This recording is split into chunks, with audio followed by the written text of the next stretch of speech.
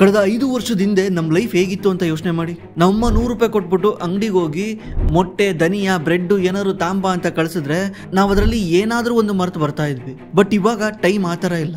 ನೀವು ಕುತ್ಕೊಂಡ್ ಜಾಗದಲ್ಲೇ ಒಂದೇ ಒಂದು ಬಟನ್ ಕ್ಲಿಕ್ ಮಾಡಿದ್ರೆ ನಿಮಗೆ ಬೇಕಾಗಿದ್ದು ನಿಮ್ಮ ಮನೆಗೆ 10 ನಿಮಿಷದಲ್ಲಿ ಬಂದು ಸೇರುತ್ತೆ. 5 ವರ್ಷದ ಹಿಂದೆ ಇದ್ದಂಗೆ ಇವತ್ತು ನಮ್ಮ ಲೈಫ್ ಹಿಂಗಿಲ್ಲ. ಯಾಕಂದ್ರೆ ಈ ಜೆಪ್ಟೋ, ಬ್ಲಿಂಕಿಟ್, ಸ್ವಿಗ್ಗಿ, ಇನ್ಸ್ಟಾಮಾರ್ಟ್ ಈ ಕಂಪ್ನಿಗಳಿಂದ ಈ ಕಂಪ್ನಿಗಳು ನಾಯಿ ಕೊಡೆ ತರ ದಿಸಕ್ಕೊಂದೊಂದು ಬೆಳ್ಕೊಂತಿದಾವೆ. ಈ ತರ ಬೆಳ್ಕೊಂತಿದಾವೆ ಅಂದ್ರೆ ಡಿಮ್ಯಾಂಡ್ ಅಷ್ಟೇ ಇದೆ ಅಂತ ತಾನೆ, ಜನಗಳು ಬೈ ಮಾಡೋರು ಜಾಸ್ತಿ ಇದ್ದಾರೆ ಅಂತ ತಾನೆ. ಹಾಗಿದ್ರೆ ನಮ್ಮ ಜನಗಳಿಗೆ ಇದೆಲ್ಲ ಬೈ ಮಾಡಕ್ಕೆ ದುಡ್ಡು ಎಲ್ಲಿಂದ ಬರಕ್ ಸ್ಟಾರ್ಟ್ ಆಯ್ತು? ಸಮ್ ಡೇಟಾ ಹೇಳೋ ಪ್ರಕಾರ 2018ರಿಂದ 2024 ಕಂಪೇರ್ ಮಾಡಿದ್ರೆ ನಮ್ಮ ಜನಗಳ ಕೈಯಲ್ಲಿ ಜಾಸ್ತಿ ದುಡ್ಡಾಡ್ತಾ ಇದೆ ಅಂತ ಹೇಳ್ತಾ ಇದೆ. ಯಾಕಂದ್ರೆ 2018ರಲ್ಲಿ ನಮ್ಮ ಇಂಡಿಯಾದ ವುಮೆನ್ ಪಾಪ್ಯುಲೇಷನ್ ಅಂದ್ರೆ ಹೆಣ್ಮಕ್ಳು ಕೆಲ್ಸಕ್ಕೆ ಹೋಗ್ತಿದ್ದು 100ರಲ್ಲಿ 25 ಜನ ಮಾತ್ರ. ಈಗ ಅದು 2023 ಡೇಟಾ ತೆಗೆದು ನೋಡಿದ್ರೆ ಅದು 37% ಆಗಿದೆ. ಅಂದ್ರೆ ನಮ್ಮ ದೇಶದಲ್ಲಿ ಏನಾದ್ರು 100 ಕೋಟಿ ಜನಸಂಖ್ಯೆ ಇದ್ರೆ ಮುಂಚೆ 25 ಕೋಟಿ ಹೆಣ್ಮಕ್ಳು ಮಾತ್ರ ಕೆಲ್ಸಕ್ಕೆ ಹೋಗ್ತಾ ಇದ್ರು, ಇವಾಗ ಅದು 37 ಕೋಟಿ ಆಗಿದೆ. ಅಂದ್ರೆ ಈಗ ಹೆಣ್ಮಕ್ಳು ಕೆಲ್ಸಕ್ಕೆ ಹೋಗ್ತಿದ್ದಾರೆ ಅಂದ್ರೆ ಏನರ್ಥ? ಮನೆಗೆ ಜಾಸ್ತಿ ದುಡ್ಡು ಬರ್ತಾ ಇದೆ ಅಂತ, ಹೌಸ್ ಹೋಲ್ಡ್ ಇನ್ಕಮ್ ಜಾಸ್ತಿ ಆಗ್ತಾ ಇದೆ. ಮನೆಗೆ ಜಾಸ್ತಿ ದುಡ್ಡು ಬರ್ತಾ ಇದೆ ಅಂದ್ರೆ ಹೆಣ್ಮಕ್ಳು ಆ ದುಡ್ಡನ್ನ ಎಲ್ಲಿ ಖರ್ಚು ಮಾಡ್ತಾರೆ? ಯಾಕಂದ್ರೆ ಬೆಳಗ್ಗೆಯಿಂದ ಸಂಜೆವರೆಗೂ ಅವರು ಕೆಲ್ಸಕ್ಕೆ ಹೋಗಿರ್ತಾರೆ, ಅವ್ರಿಗೂ ಟೈಮ್ ಇರಲ್ಲ. ಮನೆಗೆ ಬಂದ ತಕ್ಷಣ ಪಟ್ಟಂತ ಅಡಿಗೆ ಮಾಡಕ್ಕೆ ಏನಾದ್ರು ಬೇಕು, ನೆನೆಸ್ಕೊಂಡ ತಕ್ಷಣ ಏನಾದ್ರು ತರಬೇಕು, ಇದನ್ನೆಲ್ಲ ಯಾರು ತಂದು ಕೊಡ್ತಾರೆ? ಅದಕ್ಕೇನೆ ಈಗಿನ ಜನರೇಷನ್ ಅವರು 10 ರೂಪಾಯಿ ಜಾಸ್ತಿ ಕೊಟ್ಟರು ಪರವಾಗಿಲ್ಲ, ಕುತ್ಕೊಂಡ್ ಜಾಗದಾಗ ಎಲ್ಲ ಬರಲಿ ಅಂತ ಆರ್ಡರ್ ಮಾಡಕ್ ಸ್ಟಾರ್ಟ್ ಮಾಡಿದ್ದಾರೆ. ಇದಕ್ಕೇನೆ ಈ ಇಂಡಸ್ಟ್ರಿ ಕಳೆದ 5 ವರ್ಷದಿಂದ 10,000% ಮೇಲೋಗಿದೆ. 2018ರಲ್ಲಿ ಈ ಇಂಡಸ್ಟ್ರಿ 800 ಕೋಟಿ ಇತ್ತು, ಇವಾಗ ಅದು ಆಲ್ಮೋಸ್ಟ್ 1 ಲಕ್ಷ ಕೋಟಿಗಿನ್ನ ಜಾಸ್ತಿ ಇದೆ. ಯೋಚನೆ ಮಾಡಿ, 5 ವರ್ಷದಲ್ಲಿ 800 ಕೋಟಿ ಇರೋದು ಒಂದೇ ಸಲ 1 ಲಕ್ಷ ಕೋಟಿ ಆಗಿದೆ. ಯಾಕಂದ್ರೆ ನಮ್ಮ ಜನಗಳ ಸ್ಪೆಂಡಿಂಗು ಚೇಂಜ್ ಆಗ್ತಾ ಇದೆ. ಮುಂಚೆ ಹೋಗಿ ಇವರು ಕಿರಾಣಿ ಅಂಗಡಿನಲ್ಲಿ ದುಡ್ಡು ಸ್ಪೆಂಡ್ ಮಾಡೋರು ಈಗ ಕುತ್ಕೊಂಡ್ ಜಾಗದಲ್ಲಿ ಜೆಪ್ಟೋ, ಬ್ಲಿಂಕಿಟ್ ಅಲ್ಲಿ ದುಡ್ಡನ್ನ ಸ್ಪೆಂಡ್ ಮಾಡ್ತಾ ಇದ್ದಾರೆ. ಸಮ್ ಎಕ್ಸ್ಪರ್ಟ್ಗಳು ಹೇಳೋ ಪ್ರಕಾರ ಈ ಇಂಡಸ್ಟ್ರಿ ಇನ್ನೂ ಗ್ರೋ ಆಗುತ್ತೆ, ಇನ್ನೂ ಫಾಸ್ಟಾಗಿ ಗ್ರೋ ಆಗುತ್ತೆ ಅಂತ ಹೇಳ್ತಾ ಇದ್ದಾರೆ. Knowing that quick commerce is their growth driver. I think quick commerce is overall a better e-commerce model. ಅದೇ ರೀತಿ ಡೇಟಾ ಕೂಡ ಅದೇ ತೋರಿಸ್ತಾ ಇದೆ. ನೀವು Blinkit last year revenue growth ತೆಗೆದು ನೋಡಿದ್ರೆ 100% ಗ್ರೋ ಆಗಿದೆ. ಇಷ್ಟು ದೊಡ್ಡದಾದ್ಮೇಲೂ ಕೂಡ 100% ಎವ್ರಿ ಇಯರ್ ಗ್ರೋ ಆಗ್ತಾ ಇದೆ. ಅದಕ್ಕೇನೆ ನಾವು ಈ ಇಂಡಸ್ಟ್ರಿ ಬಗ್ಗೆ ತಿಳ್ಕೊಳ್ಳೇಬೇಕು. ಸ್ಟಾಕ್ ಮಾರ್ಕೆಟಲ್ಲಿ ಇನ್ವೆಸ್ಟ್ ಮಾಡ್ತಿದ್ದೀರಾ ಅಂದರೆ ನಾವು ಯಾವಾಗಲೂ ಮುಂದೆ ಯೋಚನೆ ಮಾಡಬೇಕು. 1995ರಲ್ಲಿ ಯಾರಾದರೂ IT ಕಂಪ್ನಿಗಳಲ್ಲಿ ಇನ್ವೆಸ್ಟ್ ಮಾಡಿದರೆ ಯಾವ ರೀತಿ ದುಡ್ಡು ಮಾಡ್ತಾ ಇದ್ರು, ಅದೇ ರೀತಿ 2000 ಇಸ್ವಿನಲ್ಲಿ 2 ವೀಲರ್ ಕಂಪ್ನಿಗಳ ಮೇಲೆ ಇನ್ವೆಸ್ಟ್ ಮಾಡಿದರೆ ಯಾವ ರೀತಿ ದುಡ್ಡು ಮಾಡ್ತಾ ಇದ್ರು, ಇದೇ ರೀತಿ ಈ ಟೈಮಲ್ಲೂ ಬಂದಿದೆ. ಯಾಕಂದರೆ ಆ ಟೈಮಲ್ಲಿ ಅದು ಫ್ಯೂಚರ್, ಈ ಟೈಮಲ್ಲಿ ಇದು ಫ್ಯೂಚರ್. ಅದಕ್ಕೇನೆ ಈ ವಿಡಿಯೋನ ಪೂರ್ತಿಯಾಗಿ ನೋಡಿ. ನಾವು ಈ ವಿಡಿಯೋದಲ್ಲಿ ಈ ಇಂಡಸ್ಟ್ರಿ ಯಾವ ಥರ ವರ್ಕ್ ಆಗುತ್ತೆ, ಈ ಇಂಡಸ್ಟ್ರಿ ಯಾವ ಥರ ದುಡ್ಡು ಮಾಡುತ್ತೆ, ಈ ಇಂಡಸ್ಟ್ರಿ ಫ್ಯೂಚರ್ ಏನಿದೆ, ಇದರಲ್ಲಿ ಯಾವ್ಯಾವ ಕಂಪ್ನಿಗಳು ಬರ್ತವೆ, ಯಾವ್ಯಾವ ಸ್ಟಾಕ್ಸ್ ಬರ್ತವೆ, ಪ್ರತಿಯೊಂದು ಈ ವಿಡಿಯೋದಲ್ಲಿ ಡಿಸ್ಕಸ್ ಮಾಡ್ತೀವಿ. ಈ ಕ್ವಿಕ್ ಕಾಮರ್ಸ್ ಬಿಸ್ನೆಸ್ಸು ಹೇಗೆ ದುಡ್ಡು ಮಾಡುತ್ತೆ ಅಂತ ತಿಳ್ಕೊಳಕ್ಕೂ ಮುಂಚೆ ಹೇಗೆ ಸ್ಟಾರ್ಟ್ ಆಯಿತು ಅನ್ನೋದ್ರ ಬಗ್ಗೆ ತಿಳ್ಕೊಳ್ಳೋಣ. ನಮ್ಮ ಇಂಡಿಯಾದಲ್ಲಿ 2016ರಲ್ಲಿ ಒಂದು ರೆವಲ್ಯೂಷನ್ ಆಗುತ್ತೆ. ಅದನ್ನು ಎಷ್ಟೋ ಜನ ಇಂಟರ್ನೆಟ್ ರೆವಲ್ಯೂಷನ್ ಅಂತ ಕರೀತಾರೆ. ಅದೇನು ಅಂದರೆ Jio. in the next 12 months will cover 99% of our country's population. India has over 850 million internet users. Once ನಮ್ಮ ಇಂಡಿಯಾದಲ್ಲಿ ಜಿಯೋ ಬಂದ್ಮೇಲೆ ಎಷ್ಟು ಬಿಸ್ನೆಸ್ಗಳು ಹುಟ್ಕೊಂತವೆ ಅಂದ್ರೆ ಈ ಇಂಟರ್ನೆಟ್ ಮೇಲೆನೆ ಬಿಸ್ನೆಸ್ಗಳು ಹುಟ್ಕೊಂತವೆ. ಇದನ್ನ ನಾವು ಕೂಡ ಅರ್ಥ ಮಾಡ್ಕೊಬೇಕು, ಹೇಗೆ ಒಂದು ಆಪರ್ಚುನಿಟಿನ ಯೂಸ್ ಮಾಡ್ಕೊಂಡು ದುಡ್ಡು ಮಾಡಬೇಕು ಅಂತ. ಯಾವಾಗ ಜಿಯೋ ನಮ್ಮ ಇಂಡಿಯಾದಲ್ಲಿ ಚೀಪಾಗಿ ಇಂಟರ್ನೆಟ್ ಕೊಡೋಕೆ ಸ್ಟಾರ್ಟ್ ಮಾಡ್ತಾನೆ, ಇದರಿಂದನೇ ಬಿಸ್ನೆಸ್ಗಳು ಹುಟ್ಕೊಂತವೆ. ಇವತ್ತು ನೀವೇನು ಯೂಸ್ ಮಾಡ್ತಿದ್ದೀರಲ್ಲ, ಅಮೆಝಾನು, ಫ್ಲಿಪ್ಕಾರ್ಟು, ಏಂಜಲ್ ಒನ್ನು, ಜೆರೋದಾ, ಇವೆಲ್ಲಾನು ಇಂಟರ್ನೆಟ್ಟಿಂದನೇ ದುಡ್ಡು ಮಾಡ್ತಾ ಇರೋದು. ನಿಮ್ಮ ಹತ್ರ ಇಂಟರ್ನೆಟ್ ಇದ್ರೆ ಮಾತ್ರ ಅವರಿಗೆ ರೆವಿನ್ಯೂ ಆಗುತ್ತೆ. ಈವನ್ ಇವತ್ತು ಕುತ್ಕೊಂಡು ನಾವಿಲ್ಲಿ ವಿಡಿಯೋ ಮಾಡ್ತಿದ್ದೀವಿ ಅಂದ್ರೆ, ನೀವು ಅದನ್ನ ನೋಡ್ತಿದ್ದೀರಾ ಅಂದ್ರೆ ಇಂಟರ್ನೆಟ್ ಸಹಾಯದಿಂದನೇ. ಅದೇ ರೀತಿ ನಮ್ಮ ಇಂಡಿಯಾದಲ್ಲಿ ಇಂಟರ್ನೆಟ್ ಬೂಮ್ ಸ್ಟಾರ್ಟ್ ಆಗ್ತಾ ಹೋಗುತ್ತೆ. ಆಗ ನಮ್ಮ ಜನ ಹೊರಗಡೆ ಹೋಗಿ ಶಾಪಿಂಗ್ ಮಾಡೋ ಬದಲು ಆನ್ಲೈನಲ್ಲಿ ಶಾಪಿಂಗ್ ಮಾಡೋದನ್ನ ರೂಢಿ ಮಾಡ್ಕೊತಾರೆ. ಅದರಲ್ಲಿ ಮೇಜರ್ ಇವೆರಡು ಕಂಪ್ನಿಗಳು ಇದರಿಂದ ಸಖತ್ತು ಬೆನಿಫಿಟ್ ಅನುಭವಿಸ್ತವೆ. ಅದ್ಯಾವುದು ಅಂದರೆ ಒಂದು ಅಮೆಝಾನ್, ಇನ್ನೊಂದು ಫ್ಲಿಪ್ಕಾರ್ಟ್. ಆದರೆ ಇದು ಮುಂದೆ ಹೋಗ್ತಾ ಹೋಗ್ತಾ ಚೇಂಜ್ ಆಗುತ್ತೆ ಅಂತ ಖುದ್ದು ಅಮೆಝಾನ್, ಫ್ಲಿಪ್ಕಾರ್ಟ್ಗಳೇ ಯೋಚನೆ ಮಾಡಿರಲ್ಲ. ಯಾಕಂದ್ರೆ ಯಾವಾಗ ಕೋವಿಡ್ ನಮ್ಮ ಇಂಡಿಯಾದಲ್ಲಿ ಬರುತ್ತೆ, ಜನಗಳ ಸ್ಪೆಂಡಿಂಗು ಮತ್ತೆ ಜನಗಳ ವರ್ತನೆನೇ ಚೇಂಜ್ ಆಗೋಗ್ಬಿಡುತ್ತೆ. ಜನ ಮನೆಯಿಂದ ಹೊರಗೆ ಹೋಗೋದನ್ನೇ ಮರ್ತ್ಕೊಂಡ್ಬಿಡ್ತಾರೆ. 2 ವರ್ಷ ಇಂಡಿಯಾದಲ್ಲಿ ಲಾಕ್ಡೌನ್ ಆಗಿ ವರ್ಕ್ ಫ್ರಮ್ ಹೋಮ್ ಕಲ್ಚರಿಂದ ಜನ ಮನೆ ಕುತ್ಕೊಳ್ಳೋದನ್ನೇ ರೂಢಿ ಮಾಡ್ಕೊಂಡ್ಬಿಡ್ತಾರೆ. ಇದನ್ನೇ ಆಪರ್ಚುನಿಟಿಯಾಗಿ ಯೂಸ್ ಮಾಡ್ಕೊಂಡ ಈ ಕ್ವಿಕ್ ಕಾಮರ್ಸ್ ಕಂಪ್ನಿಗಳು ಹೊಸ ಬಿಸ್ನೆಸ್ಗೆ ಎಂಟ್ರಿ ಆಗ್ತವೆ. ಏನಂದ್ರೆ ಈ ಟ್ರೆಡಿಷನಲ್ ಆನ್ಲೈನ್ ಇ ಕಾಮರ್ಸ್ ಕಂಪ್ನಿಗಳಲ್ಲಿ ನೀವೇನಾದ್ರೂ ಆರ್ಡರ್ ಮಾಡಿದ್ರೆ 2ರಿಂದ 3 ದಿವಸ ಬೇಕಾಗ್ತಿತ್ತು ಅದು ನಿಮ್ಮ ಮನೆಗೆ ಬಂದು ತಲುಪಕ್ಕೆ. ಆದ್ರೆ ನಮಗೆ ಬೇಕಾಗಿರೋ ವಸ್ತುಗಳು ನಾವೇನಾದ್ರೂ ಆರ್ಡರ್ ಮಾಡ್ಬೇಕಂದ್ರೆ ಸ್ಟಿಲ್ 1 ದಿವಸನಾದ್ರೂ ಕಾಯ್ಬೇಕಿತ್ತು. ಆ ಟೈಮಲ್ಲಿ ಗ್ರೋಫರ್ಸ್ ಮತ್ತೆ ಅಮೆಝಾನ್ ಫ್ರೆಶ್ ಇವೆಲ್ಲನೂ ಇದ್ವು. ಅವು ನೀವು ಆರ್ಡರ್ ಮಾಡಿದ್ಮೇಲೆ ಅಟ್ಲೀಸ್ಟ್ 1 ದಿವಸ ಟೈಮ್ ತಗೊಂತಿದ್ವು ನಿಮ್ಮ ಮನೆಗೆ ಅದನ್ನ ಡೆಲಿವರ್ ಮಾಡಕ್ಕೆ. ಆಗ ಈ ಕ್ವಿಕ್ ಕಾಮರ್ಸ್ ಕಂಪ್ನಿಗಳು ಎಂಟ್ರಿ ಆಗಿ ಆ ಟೈಮ್ನ ಕಮ್ಮಿ ಮಾಡ್ತಾ ಬರ್ತವೆ. ಅಂದರೆ ಕೇವಲ 10ರಿಂದ 15 ನಿಮಿಷದಲ್ಲೇ ನೀವು ಏನು ಆರ್ಡ್ರ್ ಮಾಡಿದ್ರು ನಿಮ್ಮ ಮನೆ ಬಾಗಿಲು ಮುಂದೆ ತಂದು ತಲುಪಿಸ್ತಿರ್ತವೆ. ಇದೊಂಥರ ಹೊಸ್ದಾಗಿ ನೋಡೋರಿಗೆ ಮಾಯಾಜಾಲ ಅನಿಸ್ಬಿಡುತ್ತೆ. ಹೆಂಗಂದ್ರೆ ಒಂದು ಜಸ್ಟ್ ಕ್ಲಿಕ್ ಮಾಡಿ ದುಡ್ಡು ಪೇಮೆಂಟ್ ಮಾಡೋಕ್ಕೇನೆ 2 ನಿಮಿಷ ಬೇಕು. ಅವನು ಹೆಂಗೆ ಕೇವಲ 10 ನಿಮಿಷದಲ್ಲಿ ಅದನ್ನು ತಾಮಂದು ಕೊಡ್ತಾನೆ. ಒಂದೊಂದ್ಸಲ 5 ರಿಂದ 6 ನಿಮಿಷದೊಳಗಡೆನೆ ನಮ್ಮ ಮನೆ ಮುಂದೆ ಇರ್ತಾರೆ. ಇದನ್ನೆಲ್ಲ ನೋಡ್ತಾ ಇದ್ರೆ ನಮಗೆ ಸಖತ್ ಆಶ್ಚರ್ಯ ಆಗುತ್ತೆ. ಯಾಕಂದ್ರೆ ಫಸ್ಟ್ ಆಫ್ ಆಲ್ ಇವರು 10 ನಿಮಿಷಕ್ಕೆ ತಮ್ಮನ್ನು ಡೆಲಿವರಿ ಕೊಡ್ತಾರೆ. ಎಷ್ಟೋ ಆ್ಯಪ್ಗಳು ಡೆಲಿವರಿ ಫೀಸ್ನ ಚಾರ್ಜೇ ಮಾಡಲ್ಲ, ಮತ್ತು ಅದ್ರ ಮೇಲೆ ಡಿಸ್ಕೌಂಟ್ ಕೂಡ ಕೊಡ್ತಾರೆ. ಈಗ ಒಂದೊಂದು ಆ್ಯಪ್ಗಳು ಎವ್ರಿ ಡೇ ಕ್ಯಾಶ್ ಕೂಡ ಕೊಡ್ತಾ ಇದ್ದಾವೆ. ಇಷ್ಟೆಲ್ಲ ಮಾಡಿ ಈ ಕಂಪ್ನಿಗಳು ಹೇಗೆ ದುಡ್ಡು ಮಾಡ್ತವೆ ನಿಮ್ಗೊಂದು ಗೊತ್ತಿರಲಿ. ನೀವೇನು ನೋಡ್ತಿದ್ದೀರಲ್ವಾ, ಬ್ಲಿಂಕಿಟ್ಟು, ಝೆಪ್ಟೋ, ಸ್ವಿಗ್ಗಿ, ಇನ್ಸ್ಟಾಮಾರ್ಟು, ಬಿಗ್ ಬಾಸ್ಕೆಟು, ಇವ್ಯಾವು ಕೂಡ 1 ರೂಪಾಯಿನೂ ಲಾಭ ಮಾಡಿಲ್ಲ. ಹಾಗಿದ್ರೆ ಈ ಕಂಪ್ನಿಗಳು ಯಾವ ರೀತಿ ದುಡ್ಡು ಮಾಡಬೇಕು ಅಂತ ಪ್ಲ್ಯಾನ್ ಮಾಡ್ಕೊಂಡಿದ್ದಾವೆ, ಮುಂದೆ ಒಂದು ದಿವಸ ಹೇಗೆ ದುಡ್ಡು ಮಾಡ್ತವೆ. ಇದೇ ರೀತಿ ಲಾಸ್ ಮಾಡ್ತಾ ಹೋದರೆ ಎಷ್ಟು ದಿವಸ ಬದುಕೋಕ್ಕಾಗತ್ತೆ? ಇವರೊಂದಲ್ಲ ಒಂದು ದಿವಸ ಲಾಭ ಮಾಡಬೇಕಾ? ಇಷ್ಟೆಲ್ಲ ಡಿಸ್ಕೌಂಟ್ ಕೊಟ್ಟು, ಇಷ್ಟೆಲ್ಲ ಫ್ರೀ ಡೆಲಿವರಿ ಕೊಟ್ಟು ಇವ್ರು ಯಾವಾಗ ಲಾಭ ಮಾಡ್ತಾರೆ? ನಾವು ಫಸ್ಟು ಈ ಕಂಪ್ನಿಗಳು ಹೇಗೆ ಒಂದು ಐಟಮ್ನ ಕೇವಲ 10 ನಿಮಿಷದಲ್ಲೇ ತಗೊಂಬಂದು ನಮಗೆ ಡೆಲಿವರಿ ಕೊಡ್ತಾರೆ ಅನ್ನೋದನ್ನ ಅನಲೈಸ್ ಮಾಡೋಣ. ಇದರಲ್ಲಿ ಮೊದಲನೇದಾಗಿ ಬರೋದು ಮತ್ತೆ art of the quick commerce business ಅಂತ ಕರೆಸ್ಕೊಳ್ಳೋದು ಈ ಡಾರ್ಕ್ ಸ್ಟೋರ್ಸ್ಗಳು. ಡಾರ್ಕ್ ಸ್ಟೋರ್ಸ್ ಅಂದರೆ ಕಾಣದ ಅಂಗಡಿಗಳು. ಅಂದರೆ ನಿಮ್ಮ ಮನೆ ಸುತ್ತಮುತ್ತ 2 ರಿಂದ 3 ಕಿಲೋಮೀಟ್ರಲ್ಲಿ ಈ ಡಾರ್ಕ್ ಸ್ಟೋರ್ಸ್ಗಳು ಇರ್ತವೆ. ಈ ಡಾರ್ಕ್ ಸ್ಟೋರ್ಸ್ಗಳ ಕೆಲಸ ಏನಂದರೆ ಇದೊಂಥರ ಸೂಪರ್ ಮಾರ್ಕೆಟ್ ಇದ್ದಂಗೆ, ಆದರೆ ಇಲ್ಲಿ ಜನಗಳು ಹೋಗಿ ಶಾಪಿಂಗ್ ಮಾಡೋಕ್ಕಾಗಲ್ಲ. ಅಲ್ಲಿ 5 ರಿಂದ 6 ಜನ ಎಂಪ್ಲಾಯ್ಸ್ ಇರ್ತಾರೆ. ಇವರು ಪ್ರಿಡಿಕ್ಟಿವ್ AI ಯೂಸ್ ಮಾಡಿಬಿಟ್ಟು ಆ ಏರಿಯಾದಲ್ಲಿ ಏನೇನು ಡಿಮ್ಯಾಂಡ್ ಇದೆ, ಏನೇನು ಡಿಮ್ಯಾಂಡ್ ಇಲ್ಲ ಅಂತ ತಿಳ್ಕೊಂಡು ಅಂಥ ಐಟಮ್ಗಳನ್ನ ತಗೊಂಬಂದು ಆ ಡಾರ್ಕ್ ಸ್ಟೋರ್ಸಲ್ಲಿ ಇಟ್ಟಿರ್ತಾರೆ. ಸುಮಾರು 2000 ರಿಂದ 3000 ಐಟಮ್ಗಳನ್ನ ಡಾರ್ಕ್ ಸ್ಟೋರ್ಸಲ್ಲಿ ಇಟ್ಟಿರ್ತಾರೆ. ಇದನ್ನು SKU ಅಂತ ಕರೀತಾರೆ. ಅಂದರೆ ಒಂದು ಎಗ್ ಇರುತ್ತಲ್ಲ, ಎಗ್ ಅನ್ನೋದು ಒಂದು SKU. ಎಗ್ 1000 ಇರ್ಬೋದು, 2000 ಇರ್ಬೋದು, ಬಟ್ ಎಗ್ ಅನ್ನೋದು ಒಂದು SKU. ಮೊಸರು ಅನ್ನೋದು ಒಂದು SKU. ಹಾಲು ಅನ್ನೋದು ಕೂಡ ಒಂದು SKU. ಹಾಲು ಬೇಕಿದ್ರೆ 1000 ಲೀಟರ್ ಇರಲಿ, ಬಟ್ ಅದನ್ನು ಒಂದು SKU ಅಂತ ಕರೀತಾರೆ. ಈ ರೀತಿ 2000 ರಿಂದ 3000 SKU ಆ ಡಾರ್ಕ್ ಸ್ಟೋರ್ಸ್ ಅಲ್ಲಿ ಇರುತ್ತೆ. ಒನ್ಸ್ ನೀವು ಅಪ್ಲಿಕೇಶನ್ ತಗೊಂಡು ಅದನ್ನ ಕಾರ್ಟಲ್ಲಿ ಹಾಕಿ ಆರ್ಡರ್ ಮಾಡಿದ ತಕ್ಷಣ ಆ ಡಾರ್ಕ್ ಸ್ಟೋರ್ ಅಲ್ಲಿ ಇದನ್ನ ಮೇಂಟೈನ್ ಮಾಡಕ್ಕಂತಾನೆ ಇರ್ತಾರೆ. ಅವರಿಗೆ 60 ಸೆಕೆಂಡ್ಸ್ ಟೈಮ್ ಇರುತ್ತೆ, 60 ಸೆಕೆಂಡ್ ಟೈಮ್ ಇರುತ್ತೆ. ಆ 60 ಸೆಕೆಂಡ್ ಅಲ್ಲಿ ನೀವೇನೇನು ಆರ್ಡರ್ ಮಾಡಿರ್ತೀರಲ್ವಾ ಅದನ್ನೆಲ್ಲಾನು ಕಲೆಕ್ಟ್ ಮಾಡ್ಕೊಂಡ್ಬಿಟ್ಟು ಒಂದು ಬ್ಯಾಗಲ್ಲಿ ಹಾಕಬೇಕು. ಅವ್ರು ಹೆಂಗೆ ಮಾಡ್ತಾರೆ ಅಂದರೆ ಒಂದಿಬ್ರು ಕೆಲಸ ಮಾಡ್ತಾರೆ. ಹೆಂಗೆ ಒಂದು ರೋನಲ್ಲಿ ಇದೇ ಇರುತ್ತೆ, ಈ ರೋನಲ್ಲಿ ಇದೇ ಇರುತ್ತೆ ಅಂತ ಅವ್ರಿಗೆ ಗೊತ್ತಿರುತ್ತೆ. ಪ್ರಿಡಿಕ್ಟಿವ್ AI ಇಂದ ಇದೇ ಜಾಸ್ತಿ ಇಲ್ಲಿ ಆರ್ಡರ್ ಬರೋದು ಅಂತಾನೂ ಗೊತ್ತಿರುತ್ತೆ.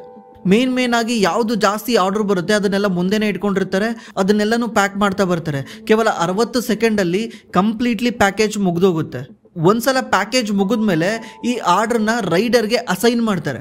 ಅಂದರೆ ಅಲ್ಲೇ ಯಾರೋ ಒಬ್ಬರು ರೈಡರ್ಸ್ ಇರ್ತಾರೆ, ಅವ್ರನ್ನ ಡೆಲಿವರಿ ಏಜೆಂಟ್ ಕೂಡ ಅನ್ಬೋದು, ಡೆಲಿವರಿ ಬಾಯ್ ಕೂಡ ಅನ್ಬೋದು. ಅವರಿಗೆ ಈ ಆರ್ಡ್ರನ್ನ ಅಸೈನ್ ಮಾಡ್ತಾರೆ. ಒನ್ಸ್ ಅವ್ರಿಗೆ ಅಸೈನ್ ಮಾಡಿದ್ಮೇಲೆ ಅವ್ರಿಗೊಂದು ನಂಬರ್ ಕೊಟ್ಟಿರ್ತಾರೆ. ಆ ನಂಬರ್ನ ಅವ್ರು ಹೋಗಿ ಅಲ್ಲಿ ಕೇಳ್ತಾರೆ. ಅವಾಗ ಅವ್ರಿಗೆ ಗೊತ್ತಾಗ್ಬಿಡುತ್ತೆ ಈ ಡೆಲಿವರಿ ಬಾಯ್ಗೆ ಇದೇ ಬ್ಯಾಗ್ ಕೊಡಬೇಕು ಅಂತ. ಅದಕ್ಕೋಸ್ಕರನೇ ಸಪ್ರೇಟ್ ಒಬ್ಬ ಇರ್ತಾನೆ. ಅವನೇನು ಮಾಡ್ತಾನೆ, ಆ ಬ್ಯಾಗ್ನ ಡೆಲಿವರಿ ಬಾಯ್ ಕೊಡ್ತಾನೆ. ಇದಕ್ಕೆಲ್ಲನೂ ಕೇವಲ 2 ನಿಮಿಷ ಸಾಕು. ಒಂದ್ಸ ಡೆಲಿವರಿ ಬಾಯ್ ಆ ಬ್ಯಾಗ್ನ ಪಿಕ್ ಮಾಡೋಕ್ಕೆ ಕೇವಲ 2 ನಿಮಿಷ ಸಾಕು. 1 ನಿಮಿಷದಲ್ಲಿ ಇವ್ರು ಪ್ಯಾಕ್ ಮಾಡಿರ್ತಾರೆ, ಇನ್ನೊಂದು ನಿಮಿಷದಲ್ಲಿ ಡೆಲಿವರಿ ಬಾಯ್ಗೆ ಅಸೈನ್ ಆಗುತ್ತೆ. ಡೆಲಿವರಿ ಬಾಯ್ ಅಲ್ಲೇ ನಿಂತಿರ್ತಾನೆ, ಅವನು ಹೋಗ್ಬಿಟ್ಟು ಆ ಬ್ಯಾಗ್ ಇಸ್ಕೊಂತಾನೆ. ಇದೆಲ್ಲ ಆಗಕ್ಕೆ 2 ನಿಮಿಷ ಆಗುತ್ತೆ. ಇನ್ನು 8 ನಿಮಿಷ ಟೈಮ್ ಇರುತ್ತೆ. ಈ 8 ನಿಮಿಷದಲ್ಲಿ ಈ ಡೆಲಿವರಿ ಬಾಯ್ ಆ ಬ್ಯಾಗ್ನ ತಗೊಂಡು ಹೋಗ್ಬಿಟ್ಟು 1 ಕಿಲೋಮೀಟರ್ ಅಥವಾ 2 ಕಿಲೋಮೀಟರ್ ನಿಯರೆಸ್ಟ್ ಎಲ್ಲಿರುತ್ತೆ ಅಲ್ಲೋಗಿ ಡೆಲಿವರಿ ಮಾಡಬೇಕು. ಆಮೇಲೆ ಅವರೇ ಅವ್ರ ವೆಬ್ಸೈಟಲ್ಲಿ ಹಾಕೊಂಡಿರೋ ಪ್ರಕಾರ ಅವರು ಯಾವುದೇ ರೀತಿ ಟಾರ್ಗೆಟ್ ಇರಲ್ಲ ಇವ್ರಿಗೆ 8 ನಿಮಿಷದಲ್ಲೇ ಹೋಗಿ ಡೆಲಿವರಿ ಮಾಡಬೇಕು, 10 ನಿಮಿಷದಲ್ಲೇ ಹೋಗಿ ಡೆಲಿವರಿ ಮಾಡಬೇಕು ಅಂತ. ಅದೊಂದು ಟೈಮು. ಈಗ 2 ಕಿಲೋಮೀಟರ್ಸ್ ಹೋಗೋಕ್ಕೆ ಇನ್ನೆಷ್ಟು ಟೈಮ್ ಬೇಕಾಗುತ್ತೆ ಅಂತ ಒಂದು ಅಸಂಪ್ಷನ್ ಅಷ್ಟೇ. ಅವ್ರಿಗೆ ಪ್ರೆಷರ್ ಮಾಡಲ್ಲ, ನೀವು 8 ನಿಮಿಷದಲ್ಲೇ ಹೋಗಲಿಲ್ಲ, 9 ನಿಮಿಷದಲ್ಲೇ ಹೋಗಲಿಲ್ಲ ಅಂತ. ಯಾಕಂದರೆ ಬೆಂಗಳೂರು ಅಂತ ಸಿಟಿಗಳಲ್ಲಿ ಟ್ರಾಫಿಕ್ ಇರೋದ್ರಿಂದ ಅಷ್ಟು ಕರೆಕ್ಟ್ ಟೈಮ್ನ ಪ್ರಿಡಿಕ್ಟ್ ಮಾಡೋಕ್ಕಾಗಲ್ಲ. ಬಟ್ ಅದೊಂದು ಅಸಂಪ್ಷನ್ ಮಾಡ್ತಾರೆ, 8 ನಿಮಿಷದಲ್ಲಿ ಹೋಗಿ ನೀನು ಡೆಲಿವರಿ ಮಾಡ್ಬೋದು ಅಂತ. ಒನ್ಸು ಆ ಡೆಲಿವರಿ ಬಾಯ್ಗೆ ಇದು ಆರ್ಡರ್ ಅಸೈನ್ ಆದಮೇಲೆ ಆ ಡೆಲಿವರಿ ಬಾಯ್ ಅದನ್ನು ಡೆಲಿವರಿ ಮಾಡ್ತಾನೆ. ಇಷ್ಟು ದೊಡ್ಡ ಪ್ರೋಸೆಸ್ನ ಕೇವಲ 10 ನಿಮಿಷದಲ್ಲೇ ಮುಗಿಸ್ಬಿಡ್ತಾರೆ. ಇದನ್ನೆಲ್ಲನೂ ಫಾಸ್ಟಾಗಿ ಮತ್ತು ಅಕ್ಯುರೇಟಾಗಿ ಮಾಡಬೇಕಂದ್ರೆ ಇದಕ್ಕೆ ಡೇಟಾ ತುಂಬ ಮುಖ್ಯ. ಡೇಟಾ ಇರಬೇಕು. ಅದಕ್ಕೇನೆ ದೊಡ್ಡ ಇ-ಕಾಮರ್ಸ್ ಕಂಪ್ನಿಗಳು ಇದರಲ್ಲಿ ಎಂಟ್ರಿ ಆಗೋಕ್ಕೆ ಎದುರ್ಕೊಂತಿದ್ದಾರೆ. ಅದಕ್ಕೇನೆ ನೀವು ರೀಸೆಂಟ್ಲಿ ನೋಡಿರ್ಬೋದು, ಫ್ಲಿಪ್ಕಾರ್ಟು ಝೆಪ್ಟೋನ ಬೈ ಮಾಡೋಕ್ಕೆ ಆಫರ್ ಕೊಟ್ಟಿದ್ದ. ಯಾಕಂದರೆ ಅವನೇ ಒಂದು ಓಪನ್ ಮಾಡ್ಬೋದಲ್ಲ, ಅವನೇ ಕೂಡ ಹೊಸದಾಗಿ ಏನೋ ಸ್ಟಾರ್ಟ್ ಮಾಡ್ಬೋದಲ್ಲ. ಬಟ್ ಯಾಕೆ ಝೆಪ್ಟೋನ ಕೇಳ್ದ ಅಂದರೆ ಸ್ಟಿಲ್ ಫ್ಲಿಪ್ಕಾರ್ಟ್ಗೂ ಗೊತ್ತಿದೆ ಇದು ಡಿಫಿಕಲ್ಟ್ ಇದೆ. ಬಿಕಾಸ್ ಈಸಿಯಾಗಿ ಟೈಮಿಗೆ ಸರಿಯಾಗಿ ಎಕ್ಸಿಕ್ಯೂಟ್ ಮಾಡೋದು ಅಷ್ಟು ಈಸಿ ಅಲ್ಲ. ಇದಕ್ಕೆ ಸ್ವಲ್ಪ ಎಕ್ಸ್ಪೀರಿಯನ್ಸ್ ಬೇಕು, ಡೇಟಾ ಬೇಕು. ಇದೇ ಡೇಟಾನ ಯೂಸ್ ಮಾಡಿಕೊಂಡು ಬ್ಲಿಂಕಿಟ್ಟು, ಝೆಪ್ಟೋ ಮತ್ತು ಸ್ವಿಗ್ಗಿ, ಇನ್ಸ್ಟಾಮಾರ್ಟು ಇವತ್ತು ಮಾರ್ಕೆಟ್ನ ರೂಲ್ ಮಾಡ್ತಿದ್ದಾವೆ. ಅದರಲ್ಲೂ ಬ್ಲಿಂಕಿಟ್ಟು ಮಾರ್ಕೆಟ್ ಶೇರು 45% ಇದೆ. ಯಾಕಂದರೆ ಬ್ಲಿಂಕಿಟ್ ಬಂದ್ಬಿಟ್ಟು ಝೊಮ್ಯಾಟೊ ಕಂಪ್ನಿ. ಝೊಮ್ಯಾಟೊ ಮುಂಚೆಯಿಂದನೂ ಇದರಲ್ಲಿ ಪಳಗಿರೋದ್ರಿಂದ ಅವ್ರಿಗೆ ಗೊತ್ತಿದೆ ಯಾವ ರೀತಿ ರೈಡರ್ಗಳನ್ನ ಮ್ಯಾನೇಜ್ ಮಾಡಬೇಕು, ಯಾವ ರೀತಿ ಆರ್ಡರ್ಗಳನ್ನ ಫಾಸ್ಟಾಗಿ ತಗೊಂಡು ಹೋಗಬೇಕು, ಇದೆಲ್ಲನೂ ಐಡಿಯಾ ಇದೆ.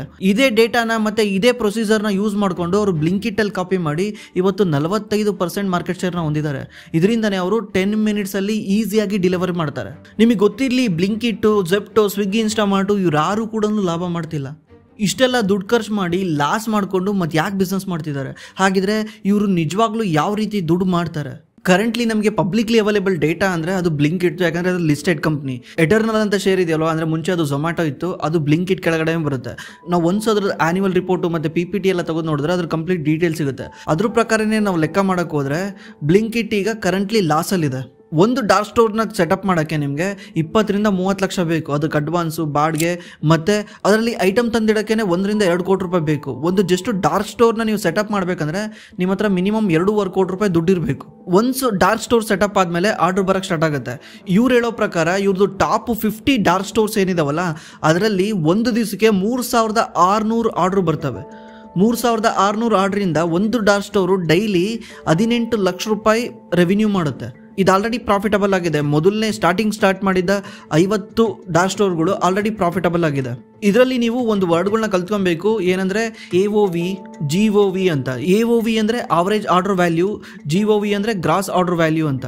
ಇದನ್ನು ನಾನು ಎಕ್ಸ್ಪ್ಲೈನ್ ಮಾಡ್ತೀನಿ ಏನು ಅಂತ. ಇದು ತಿಳ್ಕೊಳಕ್ಕೂ ಮುಂಚೆ ನಾವು ಇದ್ರದ್ದು ಯೂನಿಟ್ ಎಕನಾಮಿಕ್ಸ್ ಅಂದರೆ ಯಾವುದೇ ಒಂದು ಬಿಸ್ನೆಸ್ನ ಕ್ಲೀನಾಗಿ ಅರ್ಥ ಮಾಡ್ಕೊಬೇಕಾದ್ರೆ ಒಂದು ಯೂನಿಟ್ ಎಕನಾಮಿಕ್ಸ್ ತಿಳ್ಕೊಬೇಕು. ಅಂದರೆ ಒಂದೇ ಒಂದು ಪ್ರಾಡಕ್ಟ್ನ ಸೆಲ್ ಮಾಡಿದ್ರೆ ಏನೆಲ್ಲ ಲಾಭ ಮಾಡ್ತಾರೆ ಅಂತ ಅರ್ಥ ಮಾಡ್ಕೊಂಡ್ರೆ ಅವನು 1000ನಾದರೂ ಮಾಡಲಿ, ಲಕ್ಷನಾದರೂ ಮಾಡಲಿ, ಕೋಟಿನಾದರೂ ಮಾಡಲಿ, ಅವಾಗ ನಮಗೆ ಕ್ಲೀನಾಗಿ ಅರ್ಥ ಆಗುತ್ತೆ. ಅಂದರೆ ಒಂದು ಕಂಪ್ನಿ ಶರ್ಟ್ ತಯಾರು ಮಾಡ್ತಾ ಇದೆಯಾ, ಈ ಶರ್ಟ್ ತಯಾರು ಮಾಡೋಕ್ಕೆ ಏನೇನು ಖರ್ಚಾಗುತ್ತೆ, ಒಂದು ಶರ್ಟಿಂದ ಎಷ್ಟು ಲಾಭ ಮಾಡುತ್ತೆ ಅಂತ ತಿಳ್ಕೊಂಡ್ರೆ ನಮಗೆ ಈಸಿಲಿ ಗೊತ್ತಾಗ್ಬಿಡುತ್ತೆ. ಅದೇ ರೀತಿ ನಾವು ಈ ಬ್ಲಿಂಕಿಟ್ದು ಯೂನಿಟ್ ಎಕನಾಮಿಕ್ಸ್ನ ಅರ್ಥ ಮಾಡ್ಕೊಬೇಕು. ಈಗ ಅಸ್ಯೂಮ್ ಮಾಡಿ ನೀವೊಂದು ಆರ್ಡ್ರನ್ನ ಬೈ ಮಾಡಿದ್ರಿ, ನೀವೇ ಏನೋ ಒಂದು ತರಿಸಿದ್ರಿ, ಎಲ್ಲಿಂದ? ಬ್ಲಿಂಕಿಟಿಂದ. ಆವ್ರೇಜ್ ಆರ್ಡರ್ ವ್ಯಾಲ್ಯೂ ಅಂತ ಕರಿತೀವಲ್ಲ, ಹಂಗಂದರೆ ನೀವು ಒಂದ್ಸಲ ಆರ್ಡರ್ ಮಾಡೋದು ವ್ಯಾಲ್ಯೂ ಎಷ್ಟಿರುತ್ತೆ ಅಂತ. ಒಂದ್ಸಲ ನೀವೇನಾದರೂ 500 ರೂಪಾಯಿದು ಏನಾದ್ರು ತರಿಸಿದ್ರಿ ಅಂದರೆ ಅದರಲ್ಲಿ ಮ್ಯಾಗಿ ಇರ್ಬೋದು, ಹಾಲು ಇರ್ಬೋದು, ಮೊಸರು ಇರ್ಬೋದು, ಏನೋ ಇರ್ಬೋದು, ಅದರದ್ದು ಟೋಟಲ್ ಆವ್ರೇಜ್ ವ್ಯಾಲ್ಯೂ ಬಂದ್ಬಿಟ್ಟು 500 ರೂಪಾಯಿ ಇದೆ ಅಂದರೆ ಇದರಲ್ಲಿ ಬ್ಲಿಂಕಿಟ್ಗೆ 15% ಲಾಭ ಆಗುತ್ತೆ. 15% ಒಂದೊಂದು ಬ್ರ್ಯಾಂಡ್ ಒಂದೊಂದು ಥರ ಪೇ ಮಾಡ್ತಾರೆ. ಎಕ್ಸಾಂಪಲ್ಗೆ 15% ಲಾಭ ಆಗುತ್ತೆ, ಅಂದರೆ 15% ಮಾರ್ಜಿನ್ ಉಳಿಯುತ್ತೆ. ಈಗ ಏನಾದರೂ ಅವರು 500 ರೂಪಾಯಿದು ಮ್ಯಾಗಿ ಸೆಲ್ ಮಾಡಿದ್ದಾರೆ ಅಂದರೆ, ತಗೊಂಡೋಗಿ ನಿಮಗೆ ಕೊಟ್ಟಿದ್ದಾರೆ ಅಂದರೆ, ಮ್ಯಾಗಿ ಕಂಪನಿ ನೆಸ್ಲೆ ಇವ್ರಿಗೆ 15% ಕಮಿಷನ್ ಕೊಡುತ್ತೆ. ಯಾವ ರೀತಿ ನೀವು ಅಂಗಡಿನಲ್ಲಿ ಇಟ್ಕೊಂಡು ಸೆಲ್ ಮಾಡಿದ್ರು ಕಮಿಷನ್ ಕೊಡುತ್ತೆ, ಡೀಲರಿಗೆ ಡಿಸ್ಟ್ರಿಬ್ಯೂಷನ್ ಕಮಿಷನ್ ಕೊಡುತ್ತೆ, ಇದೇ ರೀತಿನೇ ಬ್ಲಿಂಕಿಟ್ಗೂ ಕೂಡ ಕಮಿಷನ್ ಕೊಡುತ್ತೆ. 15% ಆನ್ 500 ರೂಪೀಸ್ ಎಷ್ಟಾಗುತ್ತೆ? 75 ರೂಪಾಯಿ ಆಗುತ್ತೆ. ಇದರಲ್ಲಿ ಡೆಲಿವರಿ ಫ್ರೀ ಕೊಟ್ಟಿರ್ತಾನೆ. ಈಗ ಅವನು ಏನು ಮಾಡ್ತಾನೆ, 300 ರೂಪೀಸ್ ಮೇಲ್ ಬೈ ಮಾಡಿದ್ರೆ ಫ್ರೀ, 200 ರೂಪೀಸ್ ಬೈ ಮಾಡಿದ್ರೆ ಫ್ರೀ ಅಂತ ಫ್ರೀ ಕೊಟ್ಟಿರ್ತಾನೆ. ಈ ಡೆಲಿವರಿ ಚಾರ್ಜು ಅವ್ನ ತಲೆ ಮೇಲೆ ತೊಗೊಳ್ಬೇಕಾಗುತ್ತೆ. ಈಗ ಒಂದ್ಸಲ ಅವ್ನು ಡೆಲಿವರಿ ಕೊಡ್ತಿದ್ದಾನೆ ಅಂದರೆ ಮಿನಿಮಮ್ ಅವ್ನಿಗೆ 20-30 ರೂಪಾಯಿ ಖರ್ಚಾಗುತ್ತೆ. 30 ರೂಪಾಯಿನೇ ಖರ್ಚಾಗುತ್ತೆ ಅನ್ಕೊಳ್ಳಿ. 70 ರೂಪಾಯಿನಲ್ಲಿ ಡೆಲಿವರಿ ಚಾರ್ಜ್ ಏನಾದರೂ 30 ರೂಪಾಯಿ ಹೋದರೆ ಇನ್ನೆಷ್ಟು ಉಳಿಯುತ್ತೆ? ಇನ್ನು 45 ರೂಪಾಯಿ ಉಳಿಯುತ್ತೆ. ಮತ್ತು ಆ ಡಾರ್ಕ್ ಸ್ಟೋರ್ದು ಕಾಸ್ಟ್ ಇರುತ್ತಲ್ವ, ಡಾರ್ಕ್ ಸ್ಟೋರಲ್ಲಿ ಎಂಪ್ಲಾಯ್ಗಳು ಕೆಲಸ ಮಾಡ್ತಿರ್ತಾರೆ, ತಿಂಗಳ ರೆಂಟ್ ಕಟ್ಟಬೇಕಾಗಿರುತ್ತೆ, ಅದ್ರ ಕಾಸ್ಟ್ ಕೂಡ ಇದರಲ್ಲಿ ಮೈನಸ್ ಮಾಡಬೇಕು. ಅದ್ರದ್ದೊಂದು ಆರ್ಡ್ರಿಗೆ 15 ರೂಪಾಯಿ ಅಂದರೂ ಕೂಡ ಇನ್ನು 30 ರೂಪಾಯಿ ಉಳಿಯುತ್ತೆ. ಇದ್ರ ಜೊತೆಗೆ ಪ್ಯಾಕಿಂಗ್ ಕಾಸ್ಟ್ ಕೂಡ ಬರುತ್ತೆ. ಪ್ಯಾಕಿಂಗ್ ನೀವೇ ನೋಡಿರ್ತೀರ, ಅವ್ರದ್ದು ಕವರ್ಗಳು ಎಷ್ಟು ಚೆನ್ನಾಗಿರ್ತವೆ, ಆ ಕಾಸ್ಟ್ ಕೂಡ ಬರುತ್ತೆ. ಅದ್ರದ್ದೊಂದು 5-7 ರೂಪಾಯಿ ಅಂದರೆ ಇನ್ನೊಂದು 23 ರೂಪಾಯಿ ಉಳಿಯುತ್ತೆ. 23 ರೂಪಾಯಿ ಜೊತೆಗೆ ಟೆಕ್ದು ಕಾಸ್ಟ್ ಇರುತ್ತಲ್ಲ, ಆ್ಯಪ್ ಬಿಲ್ಡ್ ಮಾಡಿರ್ತಾರೆ, ಅದಕ್ಕೆ ಆದ ಸಪ್ರೇಟ್ ಟೀಮ್ ಇರುತ್ತೆ, ಅವ್ರದ್ದೆಲ್ಲರದ್ದು ಕಾಸ್ಟ್ ಒಂದು 10 ರೂಪಾಯಿ ಅಂತ ಹಾಕ್ಕೊಂಡ್ರೆ ಇನ್ನು 13 ರೂಪಾಯಿ ಉಳಿಯುತ್ತೆ. ಈ 13 ರೂಪಾಯಿ ಬ್ಲಿಂಕಿಟ್ನ ಪ್ರಾಫಿಟ್. ಒಂದು ಆರ್ಡ್ರಿಂದ ಬ್ಲಿಂಕಿಟ್ಟು 13 ರೂಪಾಯಿ ಲಾಭ ಮಾಡಿದೆ. ಅದು ಯಾವಾಗ ಅಂದರೆ 500 ರೂಪಾಯಿ ಆರ್ಡರ್ ವ್ಯಾಲ್ಯೂ ಬಂದಾಗ. 500 ರೂಪಾಯಿ ಆರ್ಡರ್ ವ್ಯಾಲ್ಯೂ ಎಲ್ಲ ಕಡೆ ಬರಲ್ಲ. ಒಂದೊಂದು ಸಲ ಜಸ್ಟು 200 ರೂಪಾಯಿದು ಮಾಡ್ತಾರೆ, 100 ರೂಪಾಯಿದು ಮಾಡ್ತಾರೆ, 300 ರೂಪಾಯಿದು ಮಾಡ್ತಾರೆ. ಈ ಥರ ಎಲ್ಲ ಮಾಡಿದಾಗ ಬ್ಲಿಂಕಿಟ್ಗೆ ಲಾಸ್ ಆಗುತ್ತೆ. ನೀವೇ ಯೋಚನೆ ಮಾಡಿ, 75 ರೂಪಾಯಿ ಮಾಡಿದ್ದಕ್ಕೆ ಅವನಿಲ್ಲಿ 15 ರೂಪಾಯಿ ಉಳಿಸಿದ್ದಾನೆ. ಅದೇ ಏನಾದ್ರೂ 300 ರೂಪಾಯಿದು ಮಾಡಿದರೆ 300 ರೂಪಾಯಿಗೆ ಎಷ್ಟಾಗುತ್ತೆ? 45 ರೂಪಾಯಿ ಆಗುತ್ತೆ. 45 ರೂಪಾಯಿಗೆ 500 ರೂಪಾಯಿಗೆ ಆರ್ಡ್ರಿಗೂ ಏನು ಖರ್ಚಾಗ್ತಿತ್ತೋ ಇಲ್ಲೂ ಕೂಡ ಅಷ್ಟೇ ಖರ್ಚಾಗುತ್ತೆ. ಅಂದರೆ 300 ರೂಪಾಯಿ ಆರ್ಡ್ರ್ ಮಾಡಿದರೆ ಬ್ಲಿಂಕಿಟ್ಗೆ 10 ರೂಪಾಯಿ ಲಾಸ್ ಆಗುತ್ತೆ. ಎವ್ರಿ ಆರ್ಡ್ರಲ್ಲಿ 10 ರೂಪಾಯಿ ಲಾಸ್ ಆಗುತ್ತೆ. ಬಟ್ ಬ್ಲಿಂಕಿಟ್ಟು, ಜೆಪ್ಟೋ ಇವ್ರಿಗೆಲ್ಲ ಗೊತ್ತಿದೆ ಇದು starting over a period of time order value increase ಆಗುತ್ತೆ ಅಂತ. ಈಗ ಸ್ಟಾರ್ಟಿಂಗು ಜನಗಳು ಬೇಸಿಕ್ ನೀಡ್ನ ಮಾತ್ರ ಇದ್ರಾಗ ತರಿಸ್ಕೊತಿದ್ದಾರೆ, ಅದಕ್ಕೋಸ್ಕರನೇ ಅವರು ಡಿಸ್ಕೌಂಟ್ ಕೊಡ್ತಾರೆ. ನೀವು ಅಪ್ಲಿಕೇಶನ್ನ ಇನ್ಸ್ಟಾಲ್ ಮಾಡ್ಕೊಳ್ಳಿ ಅಂತಲೇ ಅವರು ಡಿಸ್ಕೌಂಟ್ ಕೊಡ್ತಾರೆ. ಡಿಸ್ಕೌಂಟ್ ಕೊಡೋದ್ರಿಂದ ನೀವೇನು ಮಾಡ್ತೀರಾ, ಅಪ್ಲಿಕೇಶನ್ ಇನ್ಸ್ಟಾಲ್ ಮಾಡ್ಕೊತೀರಾ, ಯೂಸ್ ಟು ಆಗಿಬಿಡ್ತೀರಾ. ಯೂಸ್ ಮಾಡಿ ಡೈಲಿ ತರಿಸ್ಕೊಂಡು ರೂಢಿ ಆಗಿಬಿಡ್ತೀರಾ. ಮನೆಯಿಂದ ಹೊರಗೆ ಹೋಗೋದನ್ನೇ ನಿಲ್ಲಿಸ್ಬಿಡ್ತೀರಾ. ಅವಾಗ ಏನಾಗುತ್ತೆ, ಒಂದ್ಸು ನಿಮಗೆ ಇದು ರೂಢಿ ಆಗಿಬಿಟ್ರೆ ನೀವು ಇವತ್ತು ಜಸ್ಟು ಹಾಲು, ಮೊಸರು, ಬ್ರೆಡ್, ಎಗ್ಗು ಮಾತ್ರ ತರಿಸ್ಕೊಂತಿದ್ದೀರಾ. Over a period of time ಏನು ಮಾಡ್ತೀರಾ, 5 kg ಗೋಧಿ, 3 kg ಅಕ್ಕಿ, ಈ ಥರ ಎಲ್ಲ ತರಿಸ್ಕೊಳಕ್ಕೆ ಸ್ಟಾರ್ಟ್ ಮಾಡ್ತೀರಾ. ಅವಾಗ ಆವ್ರೇಜ್ ಆರ್ಡ್ರು ನಿಮ್ಮದು ಇನ್ಕ್ರೀಸ್ ಆಗ್ತಾ ಹೋಗುತ್ತೆ. ಇವಾಗ 200 ರೂಪಾಯಿ ಇರೋದು ಇನ್ನೊಂದು 3-4 ವರ್ಷ ಬಿಟ್ಬಿಟ್ರೆ ಒಂದು ಆವ್ರೇಜ್ ಆರ್ಡ್ರು ಬಂದ್ಬಿಟ್ಟು 800-900 ರೂಪಾಯಿ ಆಗೋಕೆ ಹೋಗುತ್ತೆ, 1000 ರೂಪಾಯಿ ಕೂಡ ಆಗುತ್ತೆ. ಅವಾಗ ಬ್ಲಿಂಕಿಟ್ಟು 1 ಆರ್ಡ್ರ್ನಲ್ಲಿ 15 ರೂಪಾಯಿ ರೆವಿನ್ಯೂ ಮಾಡಿದ್ರೆ ಕಾಸ್ಟ್ ಫಿಕ್ಸ್ ಇರುತ್ತಲ್ಲ, ಡೆಲಿವರಿ ಕಾಸ್ಟ್ ಕೊಡೋದು ಸೇಮೇನೆ, ಟೆಕ್ ಕಾಸ್ಟು ಸೇಮೇನೆ. ಇದೆಲ್ಲ ಒಂದ್ಸಲ ಅದ್ರ ಮೇಲೆ ಸ್ಪೆಂಡ್ ಮಾಡಿಬಿಟ್ರೆ ಏನು ಅದು ಡಾರ್ಕ್ ಸ್ಟೋರಲ್ಲಿ ಒಂದ್ಸಲ ಸ್ಪೆಂಡ್ ಮಾಡಿರ್ತಾರೆ, ಅದು ಫಿಕ್ಸ್ ಆಗಿಬಿಡುತ್ತೆ, ಪದೇ ಚೇಂಜ್ ಆಗಲ್ಲ. ಒಂದು ಆರ್ಡ್ರಿಗೆ ಬ್ಲಿಂಕಿಟ್ಗೆ 50 ರೂಪಾಯಿ ಖರ್ಚಾದರೆ ಇನ್ನು 100 ರೂಪಾಯಿ ಉಳ್ಕೊಳುತ್ತೆ. ಈ 100 ರೂಪಾಯಿನ ನೀವು ಡೈಲಿ 3000 ಆರ್ಡ್ರ್ ಸೆಲ್ ಮಾಡಿದ್ರೆ ಹೆಂಗಿರುತ್ತೆ? 3000 ಆರ್ಡ್ರು 100 ರೂಪಾಯಿ ಇಂಟು 3000 ಎಷ್ಟಾಗುತ್ತೆ? 3 ಲಕ್ಷ ಆಗುತ್ತೆ. ಒಂದು ಡಾರ್ಕ್ ಸ್ಟೋರು 3 ಲಕ್ಷ ಲಾಭ ಮಾಡುತ್ತೆ, ರೆಂಟು, ಸ್ಯಾಲ್ರಿ ಎಲ್ಲ ಕೊಟ್ಬಿಟ್ಟು. ಇದೇ ರೀತಿ more number of the dark ಸ್ಟೋರ್ಗಳನ್ನ ಮಾಡ್ತಾ ಹೋದರೆ ಲಾಭ ಇನ್ಕ್ರೀಸ್ ಆಗ್ತಾನೆ ಹೋಗ್ತಾ ಇರುತ್ತೆ. ಇದ್ರ ಜೊತೆಗೆ ಇಷ್ಟು ದಿವಸ ಡಿಸ್ಕೌಂಟ್ ಕೊಟ್ಬಿಟ್ಟು ನಿಮ್ಮನ್ನೆಲ್ಲ ಅಟ್ರಾಕ್ಟ್ ಮಾಡಿರ್ತಾರಲ್ವಾ, ಇದನ್ನು ನಾವು ಕ್ಯಾಕ್ ಅಂತ ಕರಿತೀವಿ, ಕಸ್ಟಮರ್ ಅಕ್ವೈಸೇಷನ್ ಕಾಸ್ಟ್. ಯಾವುದೇ ಒಂದು ಕಸ್ಟಮರ್ನ ಅಕ್ವೈರ್ ಮಾಡಬೇಕಂದ್ರೆ ನಮಗೆ ಕಾಸ್ಟ್ ಇರುತ್ತೆ, ಯಾವುದೇ ಒಂದು ಬ್ರ್ಯಾಂಡ್ಗೂ ಕೂಡ ಕಾಸ್ಟ್ ಇರುತ್ತೆ. ಅದಕ್ಕೆ ಇಂಡಿಯಾದಲ್ಲಿ ಏನು ಯೂಸ್ ಮಾಡ್ತಾರೆ ಅಂದರೆ ಫಸ್ಟ್ಗೆ ಫ್ರೀ ಕೊಡ್ತಾರೆ, ಆಮೇಲೆ ಚಾರ್ಜ್ ಮಾಡೋಕ್ಕೆ ಸ್ಟಾರ್ಟ್ ಮಾಡ್ತಾರೆ. ಫಸ್ಟ್ಗೆ ಫ್ರೀ ಕೊಟ್ಬಿಟ್ಟು ನಿಮಗೆ ರೂಢಿ ಮಾಡಿಸ್ತಾರೆ, ಆಮೇಲೆ ಚಾರ್ಜ್ ಮಾಡೋಕ್ಕೆ ಸ್ಟಾರ್ಟ್ ಮಾಡ್ತಾರೆ. ಇದನ್ನು ಕ್ಯಾಕ್ ಅಂತ ಕರೀತಾರೆ. ಒಂದ್ಸಲ ಕಸ್ಟಮರ್ನ ಅಕ್ವೈರ್ ಮಾಡಿದ್ರೆ ಕಸ್ಟಮರ್ ಲೈಫ್ ಟೈಮ್ ನಮ್ಮ ಜೊತೆಗೆ ಇರ್ತಾನಲ್ವಾ, ಅದನ್ನು ಕಸ್ಟಮರ್ ಲೈಫ್ ಟೈಮ್ ನನ್ನ ಜೊತೆಗೆ ಇರ್ತಾನೆ, ಕಸ್ಟಮರ್ ಲೈಫ್ ಟೈಮ್ ನನಗೆ ರೆವೆನ್ಯೂ ಕೊಡ್ತಾನೆ. ಇದನ್ನು ಕೂಡ ಯೋಚನೆ ಮಾಡ್ತಾರೆ. ಅದಕ್ಕೆ ಅವರು ಫಸ್ಟ್ಗೆ ಡಿಸ್ಕೌಂಟ್ ಕೊಟ್ಟು ನಿಮ್ಮನ್ನು ಅಟ್ರಾಕ್ಟ್ ಮಾಡ್ತಾರೆ. ಈಗ ನಿಮಗೆ ಟ್ರೇಡಿಂಗ್ ಆ್ಯಪ್ಗಳು ನೋಡಿರ್ಬೋದಲ್ಲ, ಅವ್ರು ಏನು ಮಾಡ್ತಿದ್ರು, ನಿಮಗೆ ರೆಫರಲ್ ಅರ್ನಿಂಗ್ಸ್ ಕೊಡೋರು. ನೀವೇನಾದ್ರು ನಿಮ್ಮ ಫ್ರೆಂಡಿಗೆ ಅದನ್ನು ಶೇರ್ ಮಾಡಿದ್ರೆ ನಿಮಗೆ 300 ರೂಪಾಯಿ 400 ರೂಪಾಯಿ ಥರ ಕೊಡೋರು. ನೀವು ಆ 300 ರೂಪಾಯಿಗೋಸ್ಕರ ಅದನ್ನು ಇನ್ನೊಬ್ರಿಗೆ ಶೇರ್ ಮಾಡ್ತಾ ಇದ್ರಿ. ನೀವು ಅನ್ಕೊಂತೀರಾ ಈಗ ಅಪ್ಲಿಕೇಶನ್ ಇನ್ಸ್ಟಾಲ್ ಮಾಡ್ತೀನಿ ಅಂತ, ಬಟ್ ಇವತ್ತಲ್ಲ ನಾಳೆ ಇನ್ಸ್ಟಾಲ್ ಮಾಡ್ಕೊಂಡು ಯೂಸ್ ಮಾಡ್ತೀರಾ, ಯಾಕಂದರೆ ನಿಮ್ಮದು ಆಲ್ರೆಡಿ ಅಕೌಂಟ್ ಇದೆ. ಬ್ರ್ಯಾಂಡ್ ಹೆಂಗೆ ಥಿಂಕ್ ಮಾಡುತ್ತೆ ಅಂದರೆ, ಇದನ್ನು ನಿನ್ನ ಲೈಫ್ ಟೈಮ್ ನೀನೇನು ಅರ್ನ್ ಮಾಡ್ತೀಯಲ್ಲ ಅದನ್ನು ನಾನು ಇವಾಗಲೇ ಕೊಟ್ಬಿಡ್ತಿದ್ದೀನಿ. 300 ರೂಪಾಯಿ ಖರ್ಚು ಮಾಡ್ತೀನಿ ಅಂದರೆ ನೀನು ಲೈಫ್ ಟೈಮಲ್ಲಿ ಏನೋ ಒಂದು 10 ವರ್ಷದಲ್ಲಿ ನನ್ನ ಹತ್ರ ಒಂದು 3-4 ಸಾವಿರ ರೂಪಾಯಿ ರೆವೆನ್ಯೂ ಕೊಡ್ಬೋದು. 300 ರೂಪಾಯಿ ಖರ್ಚು ಮಾಡೋದು ಮ್ಯಾಟ್ರ್ ಅಲ್ಲ ಅಂತ ಬ್ರ್ಯಾಂಡ್ಗಳು ಸ್ಪೆಂಡ್ ಮಾಡ್ತವೆ. ಇದನ್ನು ಕಸ್ಟಮರ್ ಅಕ್ವೈಸೇಷನ್ ಕಾಸ್ಟ್ ಅಂತ ಕರೀತಾರೆ. ಯಾವುದೇ ಒಂದು ಬ್ರ್ಯಾಂಡ್ಗಳು ದುಡ್ಡು ಖರ್ಚು ಮಾಡ್ತಾ ಇದ್ದಾವೆ ಅಂದರೆ ಅವ್ರಿಗೆ ತಲೆ ಕೆಟ್ಟಿಲ್ಲ, ಅವರು ದಾನ ಮಾಡೋಕ್ಕೆ ನಿಂತಿಲ್ಲ, ಅವರಿಗೆ ಫ್ಯೂಚರ್ ಪ್ಲ್ಯಾನ್ ಇರುತ್ತೆ. ಫ್ಯೂಚರ್ ಪ್ಲ್ಯಾನ್ ಯೋಚನೆ ಮಾಡಿಬಿಟ್ಟು ಅವ್ರು ಆ ದುಡ್ಡನ್ನ ಖರ್ಚು ಮಾಡ್ತಿರ್ತಾರೆ. ಅದಕ್ಕೆ ನೀವು ಎಷ್ಟೋ ಜನ ಹೇಳೋದು ನೋಡಿರ್ಬೋದು, ಶಾರ್ಟ್ ಟ್ಯಾಂಕ್ನೆಲ್ಲ ನೋಡಿ ಹೇಳ್ತಿರ್ತಾರೆ, ಇದೊಂದು ಲಾಸ್ ಮೇಕಿಂಗ್ ಕಂಪ್ನಿ, ಇದೊಂದು ಲಾಸ್ ಮೇಕಿಂಗ್ ಕಂಪ್ನಿ ಅಂತ. ನನ್ನ ಪ್ರಕಾರ ಯಾವುದಾದ್ರು ಕಂಪ್ನಿ ಸ್ಟಾರ್ಟಿಂಗಲ್ಲೇ ಲಾಭ ಮಾಡ್ತಿದೆ ಅಂದರೆ ಅದು ವರ್ಸ್ಟ್ ಕಂಪ್ನಿ ಅಂತ, ಭಾಳ ದಿವಸ ಉಳಿಯಲ್ಲ. ಯಾವುದಾದ್ರು ಕಂಪ್ನಿ ಲಾಸ್ ಮಾಡ್ತಿದೆ ಅಂದರೆ ಈ ಕಂಪ್ನಿ ಭಾಳ ದಿವಸ ಉಳಿಯುತ್ತೆ. ಯಾಕಂದರೆ ನೀನು ಲಾಭ ಮಾಡಬೇಕಂದ್ರೆ ಏನು ಮಾಡಬೇಕು? ಕಸ್ಟಮರ್ ಹತ್ರ ಡೇ 1ಇಂದನೇ ದುಡ್ಡು ವಸೂಲಿ ಮಾಡಬೇಕು. ಬಟ್ ಲಾಸ್ ಮಾಡ್ತಿದ್ಯಾ ಅಂದರೆ ಕಸ್ಟಮರಿಂದ ನೀನೇನು ದುಡ್ಡನ್ನ ಎಕ್ಸ್ಪೆಕ್ಟ್ ಮಾಡ್ತಿಲ್ಲ. ಬಟ್ ಯಾವಾಗ ಎಕ್ಸ್ಪೆಕ್ಟ್ ಮಾಡ್ತಿದ್ಯಾ? ಫ್ಯೂಚರಲ್ಲಿ ಎಕ್ಸ್ಪೆಕ್ಟ್ ಮಾಡ್ತಿದ್ಯಾ. ನೀನು ಫ್ಯೂಚರಲ್ಲಿ ಉಳ್ಕೊಳ್ಳೋ ಚಾನ್ಸ್ ಜಾಸ್ತಿ ಇದೆ. ಯಾರು ಇವಾಗಲೇ ನಿಮ್ಮ ಕಸ್ಟಮರ್ ಹತ್ರ ದುಡ್ಡು ಇಸ್ಕೊಂತಿದ್ದಾನಲ್ಲ, ಅವ್ನು ಫ್ಯೂಚರಲ್ಲಿ ಉಳ್ಕೊಳ್ಳೋ ಚಾನ್ಸ್ ಕಮ್ಮಿ ಇದೆ. ಬ್ರ್ಯಾಂಡ್ಗಳು ಹಿಂಗೆ ಥಿಂಕ್ ಮಾಡ್ತವೆ. ಬಟ್ ಇವ್ರಿಗೆಲ್ಲ ಎಲ್ಲಿ ದುಡ್ಡು ಬರುತ್ತೆ ಅಂದರೆ ಅದೊಂದು ಸಪ್ರೇಟ್ ಸ್ಟೋರಿ, ಅದ್ರ ಬಗ್ಗೆ ಈಗ ಕೇಳಬೇಡಿ, ಅದನ್ನು ಇನ್ನೊಂದ್ಸಲ ಯಾವಾಗಲಾದರೂ ಎಕ್ಸ್ಪ್ಲೇನ್ ಮಾಡೋಣ. ಆಮೇಲೆ ಬ್ಲಿಂಕಿಟ್ಗೆ ಇದಷ್ಟೇ ರೆವೆನ್ಯೂ ಅಲ್ಲ, ಬ್ಲಿಂಕಿಟ್ಗೆ ನಿಮಗೆ ಆ್ಯಡ್ ರೆವೆನ್ಯೂ ಕೂಡ ಬರುತ್ತೆ. ನೀವೇನಾದರೂ ಸರ್ಚ್ ಮಾಡಿದ ತಕ್ಷಣ ಅಲ್ಲಿ ನಿಮಗೆ ಅದೇ ಫಸ್ಟ್ ಬರಬೇಕು. ಈಗ ನೀವೇನು ಮಾಡ್ತೀರಾ, ಸುಮ್ಮನೆ ನೂಡಲ್ಸ್ ಅಂತ ಸರ್ಚ್ ಮಾಡ್ತೀರಾ, ನಮ್ಮ ಇಂಡಿಯಾದಲ್ಲಿ ಮ್ಯಾಗಿ ಅಂತ ಸರ್ಚ್ ಮಾಡ್ತಾರೆ, ಎಕ್ಸಾಂಪಲ್ ನೂಡಲ್ಸ್ ಅಂತ ಸರ್ಚ್ ಮಾಡ್ತೀರಾ, ಮ್ಯಾಗಿದೇ ಫಸ್ಟ್ ಬರಬೇಕಂದ್ರೆ ಮ್ಯಾಗಿ ಬ್ಲಿಂಕಿಟ್ಗೆ ಪೇ ಮಾಡುತ್ತೆ, ಆ್ಯಡ್ ಕೊಟ್ಬಿಟ್ಟು ನಂದೇ ಫಸ್ಟ್ ಬರೆಸ್ಬೇಕು ನೀನು ಅಂತೇಳಿ ಆ್ಯಡ್ನ ಪೇ ಮಾಡುತ್ತೆ. ಅದೇ ರೀತಿ ನೀವು ಬಿಸ್ಕೆಟ್ ಅಂತ ಸರ್ಚ್ ಮಾಡ್ತೀರಾ, ಬಿಸ್ಕೆಟ್ ಅಂತ ಸರ್ಚ್ ಮಾಡಿದ ತಕ್ಷಣ ಬ್ರಿಟಾನಿಯಾ ಗುಡ್ಡೆ ಬಿಸ್ಕೆಟ್ ಮೇಲೆ ಬರಬೇಕಂದ್ರೆ ಬ್ರಿಟಾನಿಯಾ ಬ್ಲಿಂಕಿಟ್ಗೆ ಪೇ ಮಾಡುತ್ತೆ. ಇದೊಂದು ಸೋರ್ಸ್ ಆಫ್ ರೆವಿನ್ಯೂ. ಆಮೇಲೆ ಪ್ರೈವೇಟ್ ಲೇಬಲ್ಗಳನ್ನ ಯೂಸ್ ಮಾಡ್ತಾರೆ, ಇದರಿಂದ 30-40% ಮಾರ್ಜಿನ್ ಸಿಗುತ್ತೆ. ಅವಾಗಲೇ ನಾನು ಹೇಳಿದ್ನಲ್ಲ 15% ಅಂತ, ಅವ್ರದ್ದೇ ಪ್ರೈವೇಟ್ ಲೇಬಲ್ ಯೂಸ್ ಮಾಡಿದ್ರೆ 40% ಮಾರ್ಜಿನ್ ಸಿಗುತ್ತೆ. ಹೆಂಗೆ ಅಂದರೆ ಪ್ರೈವೇಟ್ ಲೇಬಲ್ ಅಂದರೆ ಜಸ್ಟ್ ಗುಡ್ಡೆ ಬಿಸ್ಕೆಟ್ ಇದೆಯಾ, ಗುಡ್ಡೆ ಬಿಸ್ಕೆಟ್ ಥರನೇ ಇನ್ನೊಂದು ಬಿಸ್ಕೆಟ್ನ ತಯಾರು ಮಾಡಿಬಿಟ್ಟು ಇವ್ರದ್ದೊಂದು ಓನ್ ನೇಮ್ ಹಾಕೋದು, ಬ್ಯಾಡ್ ಡೇ ಬಿಸ್ಕೆಟ್ ಅಥವಾ ಸ್ವೀಟ್ ಬ್ಯೂಟಿಫುಲ್ ಬಿಸ್ಕೆಟ್ ಅಂತ.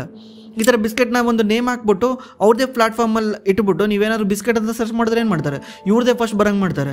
ಆವಾಗ ನಿಮಗೂ ಗೊತ್ತು, ಒಂದ್ಸಲ ತರ್ಸ್ಕೊಂಡು ತಿಂತೀರಾ, ನಿಮಗೂ ಗೊತ್ತಾಗುತ್ತೆ ಗುಡ್ಡೆನೂ ಸೇಮೆ ಇದು ಸೇಮೆ ಅಂತ. ಆವಾಗ ನೀವು ಈ ಬಿಸ್ಕೆಟ್ನ ತಿನ್ನಕ್ಕೆ ಸ್ಟಾರ್ಟ್ ಮಾಡ್ತೀರಾ. ನೀವೆಲ್ಲ ಡಿಮಾರ್ಟಲ್ಲಿ ನೋಡಿರ್ಬೋದು, ಬ್ರ್ಯಾಂಡ್ ಅವ್ರದ್ದು ಒಂದು ಬ್ರ್ಯಾಂಡ್ ಜೊತೆ ಇವ್ರದೇ ಒಂದು ಪಕ್ಕದಲ್ಲಿ ಒಂದು ಪ್ರೈವೇಟ್ ಲೇಬಲ್ ಹಾಕಿಟ್ಟಿರ್ತಾರೆ. ಯಾಕೆ ಇವ್ರಿಗೆ ಅದರಲ್ಲಿ ಜಾಸ್ತಿ ಮಾರ್ಜಿನ್ ಸಿಗುತ್ತೆ ಅಂದರೆ, ಈ ಗುಡ್ಡೆ ಏನಾದರೂ ಬಿಸ್ಕೆಟ್ನ ಸೆಲ್ ಮಾಡಬೇಕಂದ್ರೆ ಗುಡ್ಡೆ ಫಸ್ಟು ಮ್ಯಾನುಫ್ಯಾಕ್ಚರಿಂಗ್ ಮಾಡಬೇಕು, ಅದನ್ನು ತಗೊಂಡೋಗಿ ಡಿಸ್ಟ್ರಿಬ್ಯೂಟ್ರಿಗೆ ಕೊಡಬೇಕು, ಅದ್ರ ಮತ್ತೆ ಟಿ ವಿನಲ್ಲಿ ಆ್ಯಡ್ ಸ್ಪೆಂಡ್ ಮಾಡಬೇಕು, ಅದಾದಮೇಲೆ ಡೀಲರಿಗೆ ಕೊಡಬೇಕು, ಡೀಲರ್ ತಗೊಂಡೋಗಿ ರೀಟೇಲ್ ಶಾಪಲ್ಲಿ ಇಡ್ತಾನೆ, ರೀಟೇಲ್ ಶಾಪಿಂದ ಬಂದು ನೀವು ಬೈ ಮಾಡಬೇಕು. ಇಷ್ಟೊತ್ತಿಗೆ ಎಷ್ಟು ದುಡ್ಡು ಸ್ಪೆಂಡ್ ಆಗಿರುತ್ತೆ ಮಧ್ಯದಲ್ಲಿ. ಇವನೇನು ಮಾಡ್ತಾನೆ, ಇವನು ಹೇಳ್ತಾನೆ ಒಂದು ಫ್ಯಾಕ್ಟ್ರಿಗೆ ಈ ಥರ ಗುಡ್ಡೆ ಬಿಸ್ಕೆಟ್ ಥರ ಒಂದು ತಯಾರು ಮಾಡು, ಈ ಥರದೊಂದು ಲೇಬಲ್ ಹಾಕು ಅಂತ. ಪ್ರೈವೇಟ್ ಲೇಬಲ್ ಅಂದ್ರೆ ನಂದೊಂದು ಸಪ್ರೇಟ್ ಲೇಬಲ್ ಹಾಕು ಅಂತ ತಮ್ಮೊಂದು ಡೈರೆಕ್ಟ್ ಇವನು ಬ್ಲಿಂಕಿಟಲ್ಲಿ ಲಿಸ್ಟ್ ಮಾಡಿಸ್ಬಿಡ್ತಾನೆ. ಮಧ್ಯದಲ್ಲಿ ಯಾವ ಡೀಲರ್ ಇಲ್ಲ, ಏನೂ ಇಲ್ಲ. ಇದರಲ್ಲಿ ಇವನಿಗೆ 30-40% ಮಾರ್ಜಿನ್ ಸಿಗುತ್ತೆ.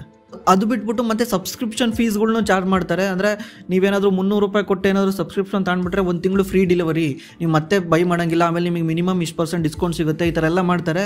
ಸಬ್ಸ್ಕ್ರಿಪ್ಷನ್ ಕೊಟ್ಟು ಪೇ ಮಾಡಿರ್ತಾರಲ್ಲ ಅವ್ರು ತಿಂಗಳು ಪೂರ್ತಿ ಏನು ಬೈ ಮಾಡಲ್ಲ. ಫಸ್ಟ್ಗೆ ನನಗೆ ಫ್ರೀ ಡೆಲಿವರಿ ಸಿಗುತ್ತೆ ಅಂತ ಬೈ ಮಾಡ್ತಾರೆ, ತಿಂಗಳಲ್ಲಿ 2 ಆರ್ಡರ್ ಪ್ಲೇಸ್ ಮಾಡ್ತಾರೆ. ಈ ಥರ ಅವ್ರಿಗೆ ಸ್ಟ್ರಾಟಜಿ ಯೂಸ್ ಮಾಡ್ತಾರೆ. ಒಬ್ಬೊಬ್ರು ಅದಕ್ಕಿಂತ ಜಾಸ್ತಿ ಯೂಸ್ ಮಾಡ್ಕೊತಾರೆ, 300 ರೂಪಾಯಿ ಪೇ ಮಾಡಿಬಿಟ್ಟು 600 ರೂಪಾಯಿ ಯೂಸ್ ಮಾಡ್ಕೊತಾರೆ. ಬಟ್ ಎಲ್ಲರೂ ಯೂಸ್ ಮಾಡ್ಕೊಳಲ್ಲ, ಇದರಿಂದನೂ ಲಾಭ ಆಗುತ್ತೆ. ಈ ಥರ ಬೇರೆ ಬೇರೆ ಸ್ಟ್ರಾಟಜಿನ ಯೂಸ್ ಮಾಡ್ಕೊತಾರೆ. ನಾನು ಸುಮ್ಮನೆ ಲೆಕ್ಕ ಆಗ್ತಾ ಇದ್ದೆ, ಈ ಥರ ಎಲ್ಲ ಮಾಡಿದ್ರೆ 2029 ಹೆಂಗಿರ್ಬೋದು ಅಂತ. ಈ ಕರೆಂಟ್ಲಿ ಬ್ಲಿಂಕಿಟ್ ತಿಂಗಳ 100 ಕೋಟಿ ಲಾಸ್ ಮಾಡ್ತಾ ಇದೆ. 2029 ಬ್ಲಿಂಕಿಟ್ ತಿಂಗಳ 600 ಕೋಟಿ ಲಾಭ ಮಾಡುತ್ತೆ. 600 ಕೋಟಿ ತಿಂಗಳ, ವರ್ಷಕ್ಕೆ ಎಷ್ಟಾಗುತ್ತೆ? 7200 ಕೋಟಿ. 7200 ಕೋಟಿಗೆ ನೀವೇನಾದ್ರೂ 40 ಟೈಮ್ಸ್ನ ಪೇ ಮಾಡಿದ್ರೆ, ನೀವು ಸ್ಟಾಕ್ ಮಾರ್ಕೆಟ್ ಅಲ್ಲಿ ಇರೋರು ಗೊತ್ತಿರುತ್ತಿದ್ದು, 40 ಟೈಮ್ಸ್ನ ಪೇ ಮಾಡಿದ್ರೆ 2,88,000 ಕೋಟಿ ಆಗುತ್ತೆ ಇದ್ರದ್ದು ಮಾರ್ಕೆಟ್ ಕ್ಯಾಪ್, ಜಸ್ಟ್ ಬ್ಲಿಂಕಿಟ್ದು. ಈಗ ಎಟರ್ನಲ್ದು ಮಾರ್ಕೆಟ್ ಕ್ಯಾಪ್ ಇರೋದು 2,13,000 ಕೋಟಿ. ಅದರಲ್ಲಿ ಝೊಮ್ಯಾಟೊ ಬರುತ್ತೆ, ಮತ್ತೆ ಬ್ಲಿಂಕಿಟ್ ಬರುತ್ತೆ, ಹೈಪರ್ ಕ್ಯೂರ್ ಬರುತ್ತೆ, ಮತ್ತೆ ಗೋಯಿಂಗ್ ಔಟ್ ಬೇರೆ ಬರುತ್ತೆ. ಇಷ್ಟು ಸೇರಿ ಇದು 2,13,000 ಕೋಟಿ ಇದೆ. ನೀವು ಎಷ್ಟೋ ಜನ ಅನ್ಸುತ್ತೆ ಇದ್ರ ಪಿ ಯಾಕೆ ಜಾಸ್ತಿ ಇದೆ, ಯಾಕಂದರೆ ಇನ್ವೆಸ್ಟರ್ಸ್ ಯಾವಾಗ್ಲೂ ಫ್ಯೂಚರ್ನ ನೋಡ್ಬಿಟ್ಟು ಪ್ರಿಡಿಕ್ಟ್ ಮಾಡ್ತಾರೆ. ಫ್ಯೂಚರ್ ಈ ಥರ ಮಾಡ್ಬೋದು ಅಂತ ಅನಲೈಸ್ ಮಾಡಿಬಿಟ್ಟು ಪ್ರೈಸ್ನ ಪೇ ಮಾಡ್ತಾರೆ.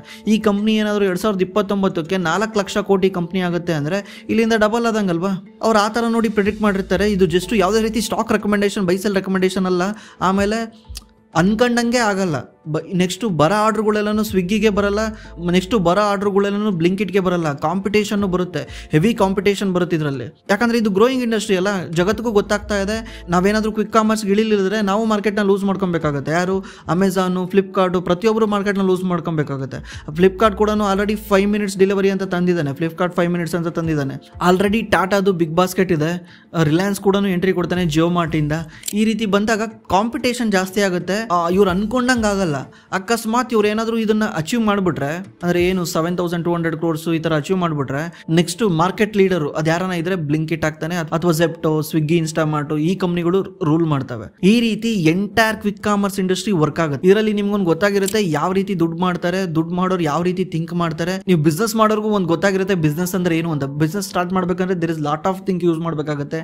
ಕ್ಯಾಕು, ಈ ತರ average order value, gross order value ಅಂತ ನಾನು ಎಕ್ಸ್ಪ್ಲೇನ್ ಮಾಡಲಿಲ್ಲ. ಗ್ರಾಸ್ ಆರ್ಡರ್ ವ್ಯಾಲ್ಯೂ ಅಂದರೆ ಟೋಟಲ್ ಅದರಲ್ಲಿ GST ಕೂಡ ಇನ್ಕ್ಲೂಡ್ ಆಗಿರುತ್ತೆ. ಈಗ ಏನಾದರೂ ನೀವು ಐಟಮ್ನ ಸೆಲ್ ಮಾಡ್ತಿದ್ದೀರಾ 500 ರೂಪೀಸ್ ತಂದರೆ ಅದರಲ್ಲಿ GST ಕೂಡ ಇನ್ಕ್ಲೂಡ್ ಆಗಿರುತ್ತಲ್ವಾ, ಅದನ್ನ ಏನಂತಾರೆ ಗ್ರಾಸ್ ಆರ್ಡರ್ ವ್ಯಾಲ್ಯೂ ಅಂತ ಕರೀತಾರೆ. ಟೋಟಲ್ ಎಷ್ಟು ಸೇಲ್ ಮಾಡಿದ್ದೀರಾ ಅನ್ನೋದನ್ನ. ನನಗನ್ಸುತ್ತೆ ನಿಮ್ಗೆ ಇದರಲ್ಲಿ ಕ್ಲೀನಾಗಿ ಅರ್ಥ ಆಗಿದೆ ಅಂತ. ಸ್ಟಿಲ್ ನಿಮ್ಗೆ ಏನಾದರೂ ಡೌಟ್ ಇದ್ರೆ ಕೆಳಗಡೆ ಕಾಮೆಂಟ್ ಮಾಡಿ, ನಾವು ಮತ್ತೆ ಇಂಪ್ರೂವ್ ಮಾಡ್ಕೊಳಕ್ಕೆ ಟ್ರೈ ಮಾಡ್ತೀವಿ.